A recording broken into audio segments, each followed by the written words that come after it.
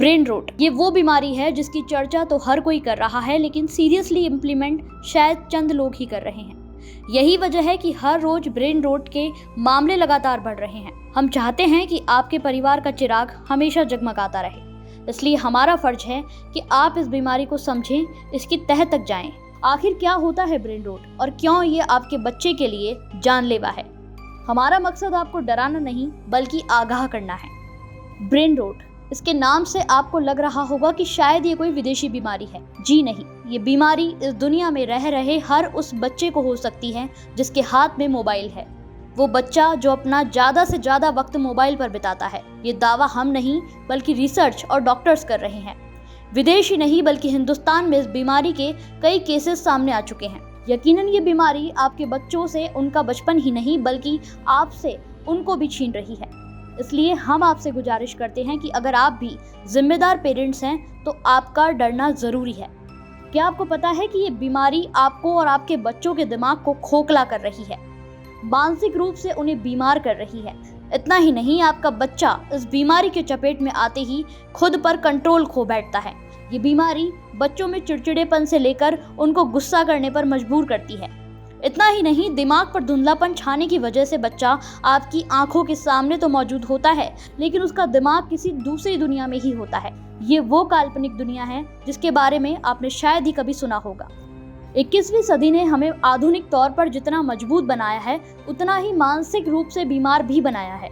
हम ऐसा इसलिए बोल रहे हैं क्योंकि रिसर्च में खुलासा हुआ है कि जिस मोबाइल के बिना हम आधा घंटा भी रह नहीं सकते, आज वही मोबाइल आपके, हमारे और परिवार के लिए जानलेवा साबित होता जा रहा है। मोबाइल में ब्लास्ट और रेडियंस की खबरें तो आपने खूब सुनी होगी और देखी होगी, लेकिन क्या आपको पता है कि मोबाइल का ज़्यादा इस्तेमाल आपको मानसिक रूप से बीमार भी कर सकता है? ज़रूरत से ज़्यादा मोबाइल देखने और बार बार स्क्रॉलिंग से सोचने समझने की क्षमता खत्म हो जाती है। आपके बच्चे मोबाइल में आने वाले वीडियो और सोशल मीडिया में होने वाली चीज़ों को ही हकीकत मानकर बैठ जाते हैं। वो जो देखते हैं उसे ही अपनी दुनिया समझने लगते हैं। डिजिटल मीडिया ने हमें जितना एडवांस बनाया है, ये उससे कहीं ज़्यादा अब ये हमारे लिए डेंजरस साबित हो रहा है। इंटरनेट पर अंधाधुंध इतने वीडियो और शॉर्ट्स मौजूद हैं कि आपकी उंगलियां और थंब थक जाएंगे, लेकिन वीडियो और शॉर्ट्स खत्म नहीं होंगे। सोशल साइट्स, गेम्स और इंटरनेट ने हमारा स्क्रीन वॉचिंग ड्यूरेशन इतना बढ़ा दिया है कि हमें खुद नहीं मालूम पड़ता कब हम 100 से 150 स्क्रॉल्स मोबाइल पर कर बैठते हैं। आपको पता ही नहीं चलता कि आप लगातार 2-2 घंटे शॉर्ट्स देखने में यूं ही निकाल देते हैं, जिसका सीधा असर हमारी आंखों और दिमाग पर सबसे ज़्यादा पड़ता है, जिसकी वजह से हमारे सोचने समझने की पावर कम हो जाती है। हम ज़रूरत से ज़्यादा स्क्रॉलिंग में भूख प्यास को भी भूल जाते हैं और घंटों हाथ में मोबाइल लेकर बस स्क्रॉल करते रहते हैं। ब्रेन रोट से ग्रसित बच्चे अपनी दिनचर्या की चीज़ों को भी सही ढंग से नहीं कर पाते, यहाँ तक कि उनको ना तो भूख लगती है और ना ही खाने की कोई इच्छा होती है। उन्हें पता ही नहीं चलता कि कब वो मोबाइल यूज़ करते करते दूसरी इमेजिनरी दुनिया में खो जाते हैं।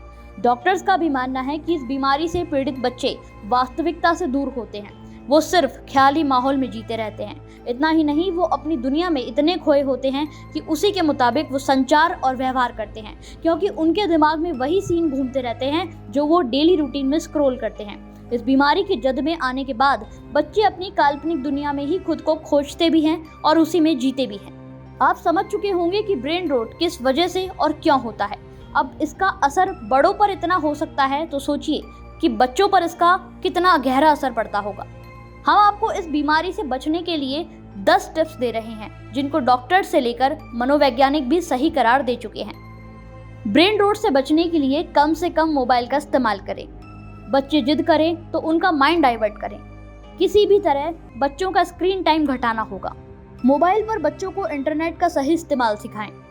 बच्चों को फिजिकल एक्टिविटी में व्यस्त रखें। बच्चों और खुद को बुक पढ़ने और क्रिएटिव वर्क करने के लिए उत्साहित करें। बच्चों और खुद को दोस्तों के साथ वक्त बिताने दें। बच्चों के साथ खुद भी वक्त बिताएं, उनको समझें। बच्चों को थोड़ी देर में अलग अलग टास्क दें। अगर आप ब्रेन रोट के शिकार हो चुके हैं तो डॉक्टर्स की सलाह जरूर लें। बेशक ये बीमारी जानलेवा नहीं है, लेकिन उससे कहीं ज़्यादा खतरनाक जरूर है, क्योंकि हमारा शरीर को कंट्रोल हमारा दिमाग करता है और अगर आपका दिमाग ही काम करना बंद कर देगा तो अंजाम आप समझ ही सकते हैं। यही चीज हमें अपने बच्चों को भी समझानी होगी, उसे सही और गलत का फर्क बताना होगा ताकि वो इस खौफनाक बीमारी से दूर रह सके, क्योंकि इस बीमारी के कोई लक्षण है ही नहीं जिसके देखने के बाद आप डॉक्टर्स के पास जा सके। इसलिए इलाज से ज्यादा बचाव जरूरी है।